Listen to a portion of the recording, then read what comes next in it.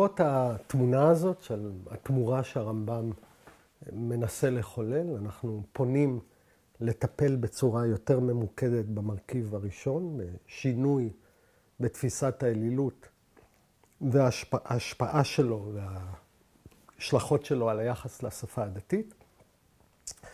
וכאן אנחנו באמת נכנסים קצת לניתוח יותר עדין, יותר קרוב של החיבור הזה שנקרא מורה הנבוכים. כמו שאמרנו, מורה הנבוכים נכתב בערבית. דיברנו על צורת הכתיבה שלו, על שנות הכתיבה שלו. אמרנו שהוא בעצם בעיקר טקסט פרשני. הוא נכתב לנמען אחד. הוא נכתב לאנשים שדומים לנמען הזה, דהיינו שיש להם מבוכה, שיש להם הם מצד אחד אנשים שרוכשים לאט לאט השכלה פילוסופית, ומצד שני אנשים נאמנים ליהדות. החיבור הזה, אגב, שנכתב בערבית, תורגם לראשונה עוד בחיי הרמב"ם. אנשים, חסידי הרמב"ם שנמצאים בפרובנס, בפרובנס יש לרמב"ם קהילה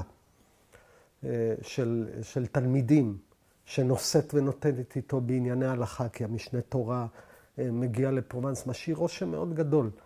ואנשים האלה, הקבוצה הזאת, יונתן הכהן מילונל, יש שם קבוצה שלמה של תלמידי חכמים ששומעת שיש חיבור כמו מורה הנבוכים. היא מבקשת מהרמב"ם לתרגם, לשלוח, הרמב"ם כמובן לא רוצה ואין לו את הפנאי לתרגם, אבל הוא שולח להם את החיבור הזה, והם מפקידים אותו ביד מתרגם מאוד חשוב, משפחת מתרגמים מאוד חשובה, שמואל אבן תיבון.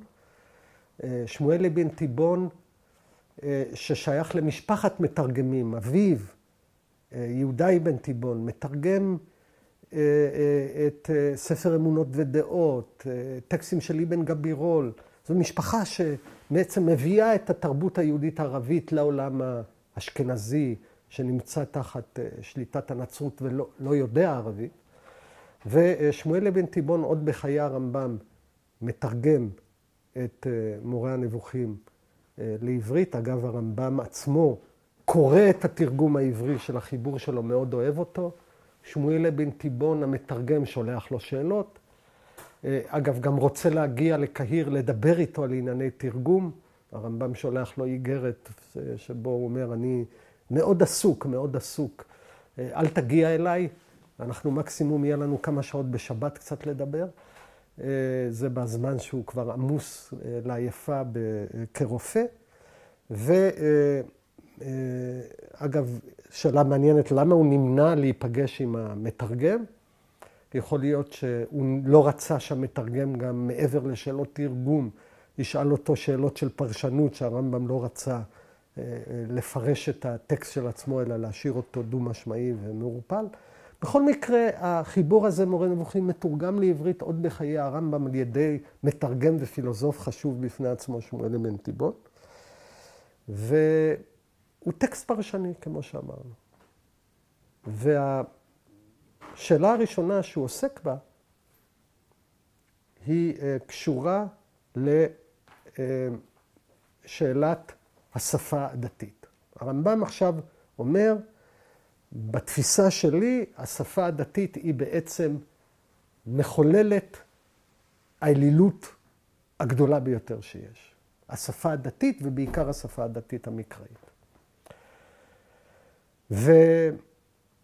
והרמב"ם, אגב, מתחיל בפירוש ביטויים מענישים במקרא, אגב, לא לחינם. הביטוי הראשון שהוא צריך להתמודד איתו זה המושג צלם אלוהים. האדם נברא בצלם האל. לכאורה, אם מחפשים ביטוי אנתרופומורפי מואנש, אין לנו ביטוי יותר אנתרופומורפי מזה. והוא עובר מהביטוי הזה לביטויים שלמשל מתארים את התנועה של האל, שהאל יושב, האל יורד, האל אפילו הולך, ולכאורה זה גוף שנע במרחב. ועד לביטויים של ביטויי רגשות, של חמלה, של כעס, שהם כולם מתארים לא גוף אנושי, אבל פסיכולוגיה אנושית. הרמב"ם צריך לטפל בכל ביטויי האנשה האלה, עם התמקדות אגב בפרקים מסוימים, שמאוד חשובים, הם נראים מאוד מרכזיים גם במקרא עצמו לתפיסת האל. משה אגב, בפרקים בספר שמות, שרוצה לראות את פני האל, כן? והאל אומר למשה, כי לא יראני אדם וחי. זה לא שאין לו פנים, אבל אי אפשר לראות אותם. ואז הוא מראה רק את אחוריו, כן? האל מראה את אחוריו. והרמב"ם עכשיו צריך פרשה שלמה, לפרק, לפרש. מה הם פני האל? מה הם אחורי האל? אם זה לא גוף. זאת אומרת, הרמב"ם לוקח עולם שלם של ביטויי מענישים, הוא כמובן לא מפרש כל ביטוי מוענש בתורה, הוא נותן ראשי פרקים, שכל אחד מהם גם משמש מפתח לביטויים המוענשים בשאר המקומות. אגב, בכלל הביטויים המנושיים זה המילה אמר. אלוהים אומר, ויאמר אלוהים יהי אור. כבר בפסוקים הראשונים של המקרא. אמירה. אתה שואל את עצמך, באיזה שפה האל מדבר? האם יש לו מערכת שמייצרת קול כמו אצל האדם? זה ביטויים מאוד מואנשים. האתגר הוא עצום. והדבר הראשון שהרמב"ם עושה זה להתחיל לפרש את הביטויים המואנשים. ופה הוא נוקט באסטרטגיה הבאה. הוא אומר, בשפה יש לנו ביטויים, נרצה להם בלשון ימינו לקרוא להם מטאפורים, שאגב אנחנו יכולים בהקשרים רגילים לזהות אותם באופן מאוד פשוט כמטאפורה. אז אם יש מישהו שאומר, מסתכל על השמיים ואומר, יש למעלה ענני כבשה, הנה מטאפורה, כי העננים האלה הם נראים צמריים, כמו צמר של כבשה. אנחנו מבינים שזה מטאפורה. מישהו ישאל, רגע, מתי יום הגז של העננים האלה? נגיד, לא הבנת, זה רק מטאפורה. יש לנו ביטויים מטאפוריים שאנחנו מזהים אותם כמטאפורות, בגלל שאנחנו יודעים משהו על ענן. אגב, גם במקרא עצמו יש ביטויים מטאפוריים. כתוב, ולא תקיא הארץ אתכם. אחרי שתעשו את כל החטאים וכו'. המקרא אומר, אם תתנהגו ככה, הארץ תקיא אתכם. מה זה תקיא? ברור שזה מטאפורה, לארץ אין כלי עיכול שהיא מקיאה. אבל זה בגלל שאנחנו יודעים כל מיני דברים על הארץ. ואם כתוב, ומלתם את עורלת לבבכם, למול את עורלת הלב, אנחנו מבינים שהמקרא לא דורש שכל יהודי או כל מי שלא יהיה שפונה אל המקרא יעשה עכשיו ניתוח לב פתוח וימול שם משהו בעורלה של הלב, אלא זה ביטוי מטאפורי להתגברות על היצר או להתגברות על דחפים שליליים או כל מיני דברים אחרים. לכן כשהרמב"ם מטפל בשפת המקרא, הוא אומר, תראו, אם כתוב, ניקח דוגמה על העובדה, לפעמים האל מתואר כיושב. כך הוא מתואר על ידי ישעיהו, על ידי יחזקאל. יושב.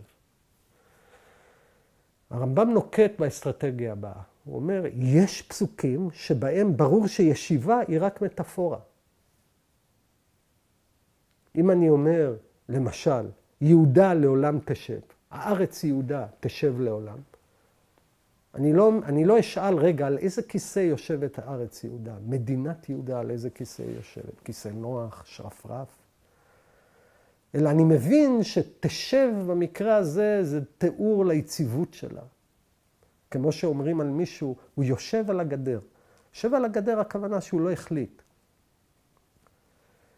אם אומרים למשל מילה עומד, האדם עומד על דעתו. אתה לא שואל, רגע, הוא עומד באיזה נעליים הוא עומד על דעתו?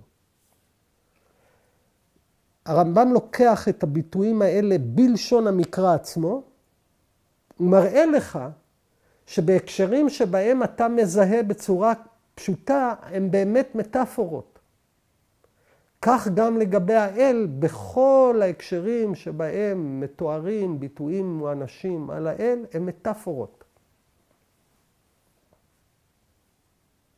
אבל היות והאדם לא יודע שום דבר על האל חוץ משפת המקרא, האדם הלא פילוסופי, הוא לא יכול לזהות את הביטויים האלה כביטויים מטאפוריים.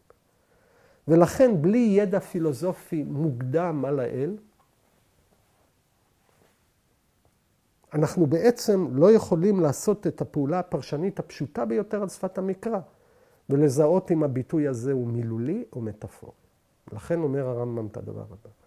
בכל מקום שיש פשר אפשרי מואנש לביטוי על אודות האל, הביטוי הזה הוא מטאפורי, והרמב"ם באמצעות הכישרון הפרשני הכביר שלו יראה לך שהביטוי הזה עצמו בהקשרים אחרים שבהם אתה קורא מזהה מטאפורות בקלות, יש לו שימוש מטאפורי בלשון המקרא עצמו. גם המילה אמר למשל אצלו היא מטאפורה, או לרצה או לחשב. שהאלוהים אומר הוא לא מדבר. תבינו איזה משמעות כבירה יש לזה על מושג ההתגלות. ההתגלות היא לא דיבור, במובן הגשמי של המילה. האלוהים אומר, הכוונה היא שהוא מבין, משיג או רוצה. כמו שנאמר, אמרתי אני בליבי. זה פסוק במקרא. והפסוק הזה עוזר לך לזהות שלא בכל ביטוי אמירה הוא ביטוי מילולי, ולכן הדבר הראשון שאדם צריך לדעת, זה לפרש באופן מטאפורי את כל הביטויים המענישים שנמצאים במקרא. והבלבול, הקריאה של מטאפורות כביטויים מילוליים, הוא בלבול שעלול לגרום לך להיות במצב גרוע מעובד עבודה זרה. דהיינו, מישהו שיקח את לשון המקרא כדי לעצב לעצמו דימוי אנתרופומורפי של האל שיהיה קבוע בראשו, שהוא חמור מאלילות.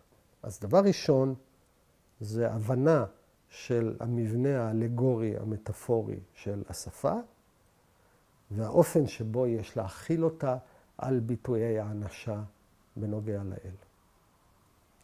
אגב, למשל, כשהרמב"ם יגיע לפרק שבו הוא עוסק, בחלק א' של מורה נבוכים, פרק נ"ד, שבו הוא עוסק בביטוי פנים ואחור, הוא אומר לך, משה רוצה לראות את פני האל, בעצם הוא רוצה להבין, לראות פה זה לא לראות, כי אי אפשר לראות, האל הוא לא גוף במרחב. לראות זה להבין קודם כל. ובאמת בהרבה קשרים אנחנו משתמשים בביטויי ראייה כביטויים של הבנה, כמטאפורות להבנה. משה רוצה להבין, והוא רוצה לראות את פני האל, הכוונה הוא רוצה להבין את מהותו של האל ומה שמייחד אותו, כמו שפנים של אדם מייחדות ומגדירות ומזהות את האדם. וכשהאל אומר לו, אתה לא תוכל לראות את פניי, הוא אומר לו, אתה לא תוכל להבין מעולם את המהות שלי. עוד מעט, כמובן נגיע לכל העניינים האלה. ומה שתוכל לראות זה את אחוריי. מה פירוש אחוריי? הפעולות שאני מחולל בעולם ובטבע. אחוריי זה כל מה שנגזר מעצם הווייתי. בכל מקרה, הנה, אנחנו נותנים כמה דוגמאות. והדוגמאות האלה נמצאות בשפע בחלק ראשון של מורה הנבוכים. צריך את הביטויים המואנשים להבין כמטאפורות.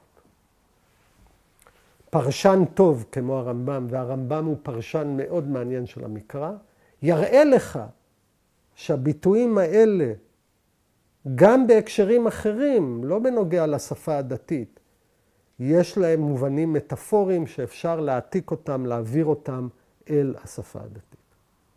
עכשיו, כמובן שנשאלת השאלה, למה אם כך צריך מלכתחילה לכתוב במטאפורות שעלולות לייצר דימוי שלילי, בעייתי של האל בראשו של המאמין? למה שהמקרא כבר לא יגיד באופן ישיר, במקום להגיד, ראית השם יושב על כיסא וכו', להגיד, לא ראיתי, אני מבין, תפסתי, הבנתי שהאל הוא דמות יציבה, לא משתנית.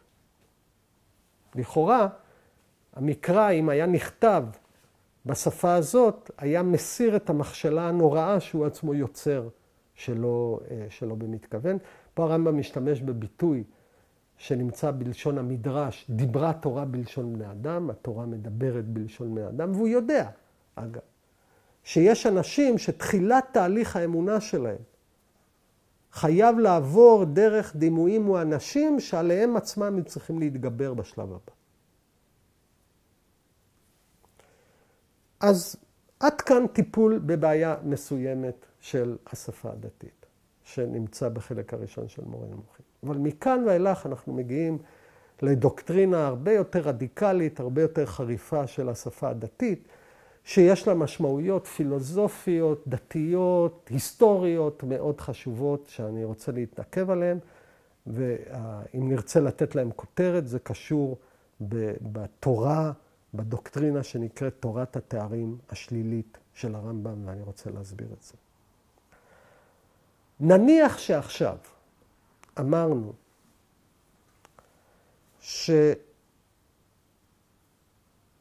פירשנו את הביטוי המואנש הזה של יושב כאל קבוע, לא משתנה. יפה. אומר הרמב"ם עכשיו, הוא עובר שלב ואומר, גם את זה אי אפשר להגיד. דהיינו, אי אפשר לייחס לאל לא רק תארים מואנשים, אלא גם תארים מושגיים, אבסטרקטיים, כמו אחד, קיים, יציב, לא משתנה. אנחנו בעצם לא יכולים לדבר על האל גם בשפה מופשטת, לא רק בשפה מואנשת.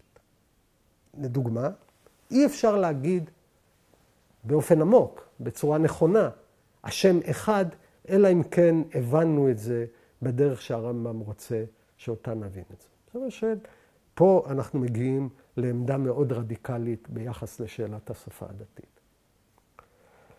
והרמב"ם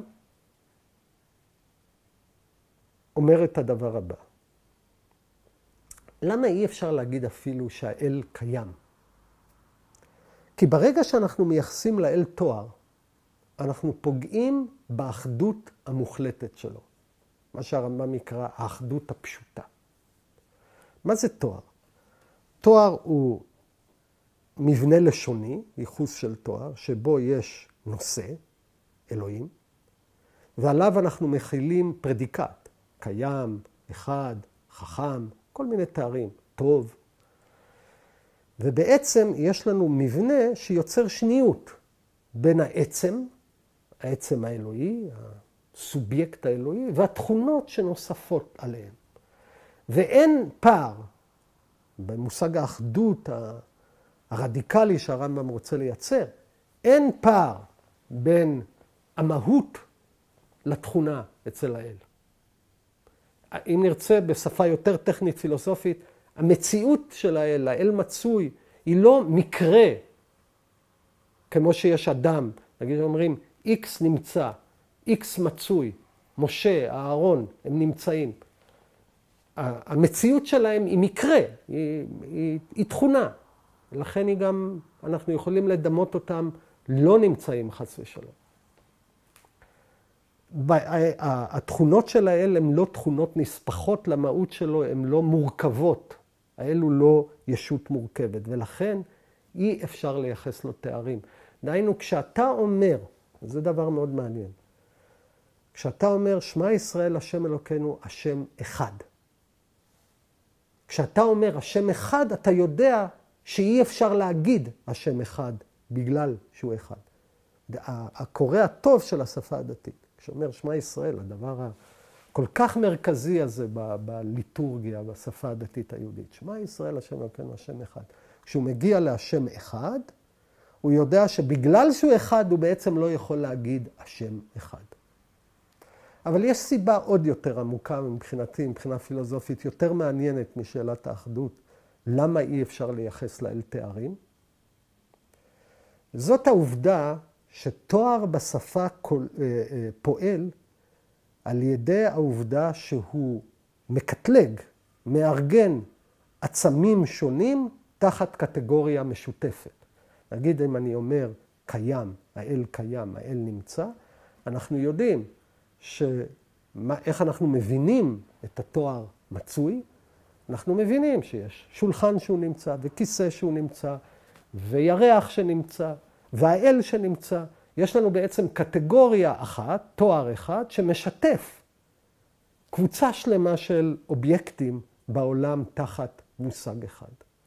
ובעצם לייחס תואר לאל זה לגשר בינו לבין המציאות באמצעות התיאור.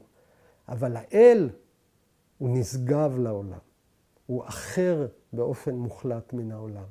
לכן בעצם אי אפשר לדבר עליו בתארים, כי התארים הם קטגוריות, הם מתפקדים כקטגוריות שמשתפות שיתוף מושגי קונספטואלי בין האל לבין העולם. לכן מגיע הרמב"ם לעמדה מאוד רדיקלית של שלילה של השפה המושגית כאפשרות תיאור של האל, או אם נרצה בצורה אחרת, אין בידינו מבנים לשוניים שמאפשרים תיאור הולם, ראוי של האחדות האלוהית מצד אחד, וגם של השגב והנשגבות של האל. ואנחנו פה מגיעים לעמדה מאוד רדיקלית של שלילת השפה בכללה. הרמב"ם אגב באחד מהפרקים הנשגבים של תורת התארים השלילית אומר לנו, בסופו של דבר, הפסגה של החיים הדתיים היא שתיקה. לך דומיה תהילה.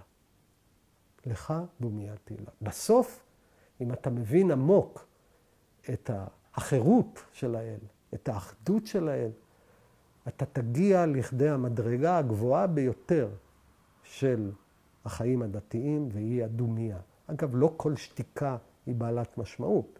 אתה צריך להגיע לשתיקה הזאת בדרך שבה, דרך השלילה, דרך הבנת שלילת השפה הדתית. אגב, מכאן גם ההתנגדות העצומה של הרמב"ם לפיוט הדתי, לשירה הדתית, שבמקום לצמצם את הדיבור על האל, היא רק מייצרת עוד ועוד תארים. הרמב"ם לא אהב את זה.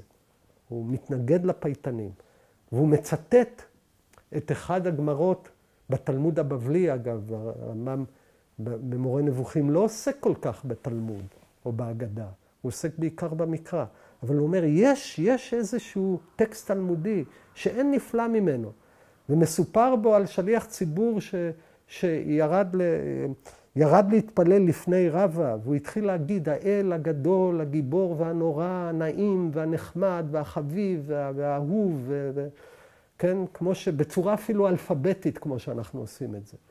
והמורה הזה, התלמיד חכם הזה אומר לבעל התפילה, סיימתינו לשבחה דמרח? סיימת כבר את כל השבחים של אדונך? מה אנחנו פה מונים אותם אחד לאחד?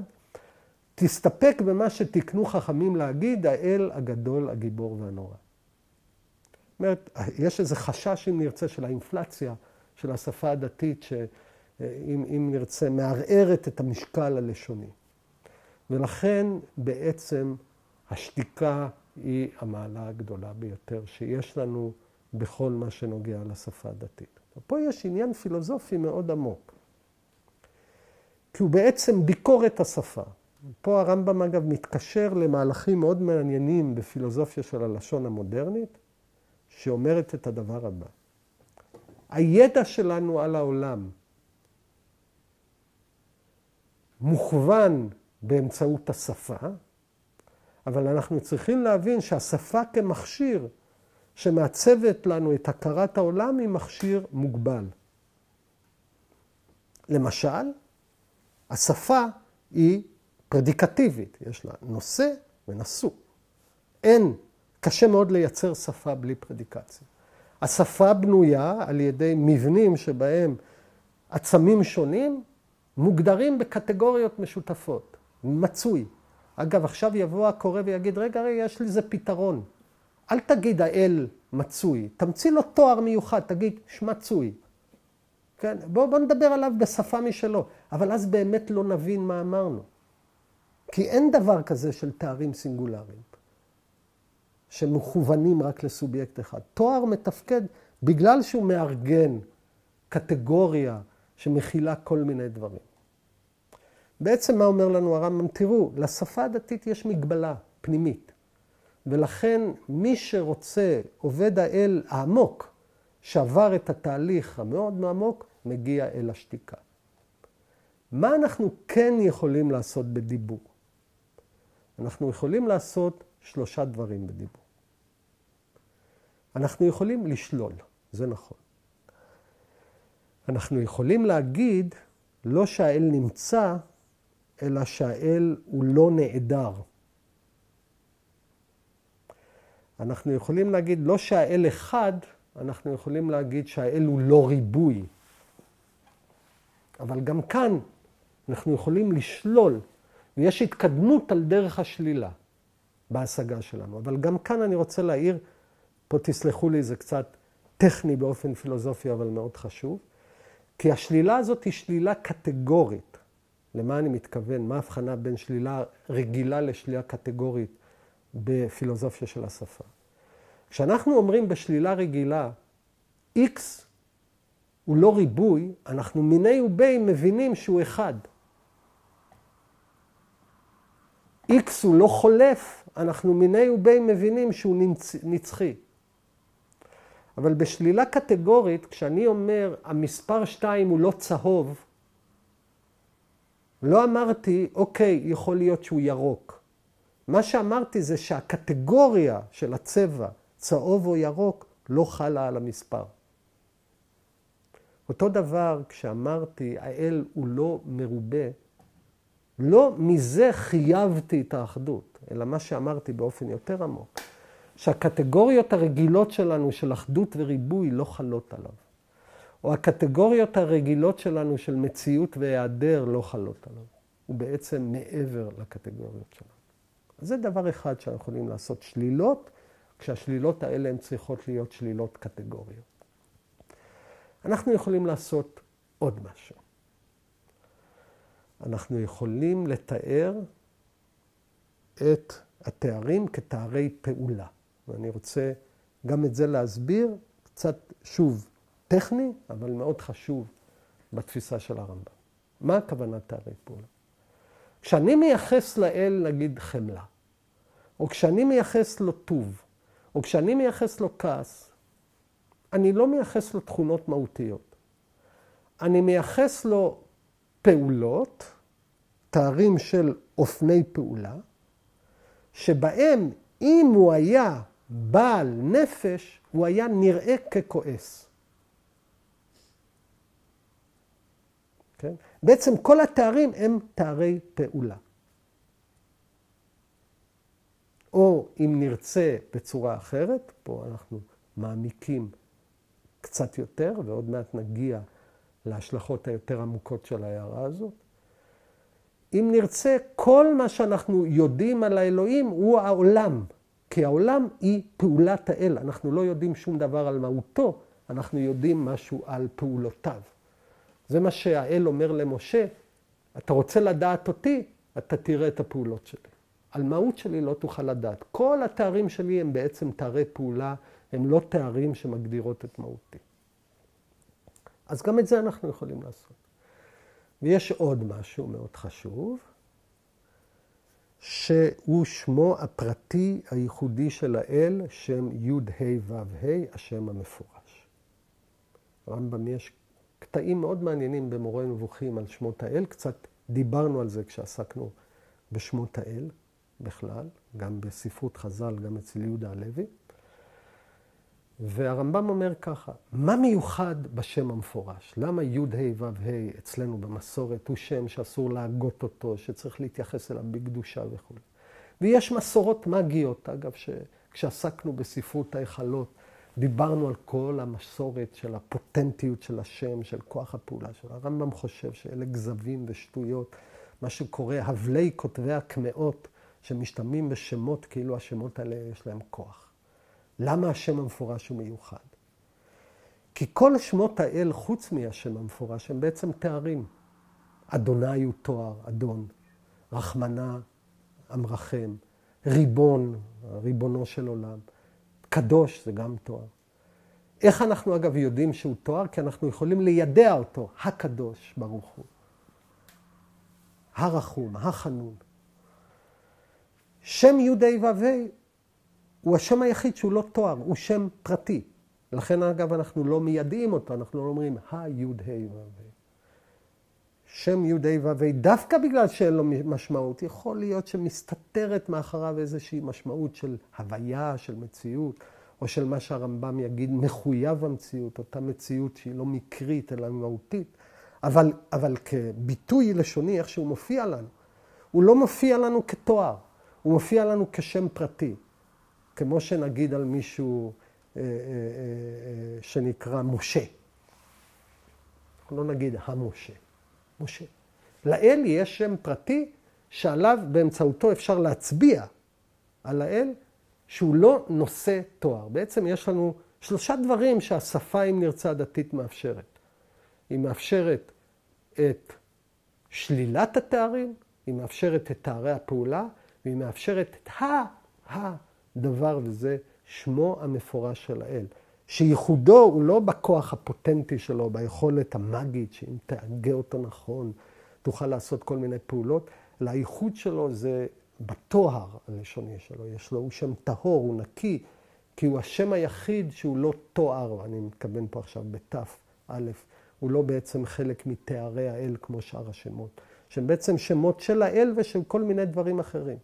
כי רחום, חנון, כשמות האל, בעצם גם יש אנשים רחומים, יש אנשים חנונים וכו' וכו'. יש לנו בעצם, כשמסתכלים על כל חלק ראשון של מורה הנבוכים, יש לנו פה 2 שלבים שניסינו לתאר אותם בתיאור הזה.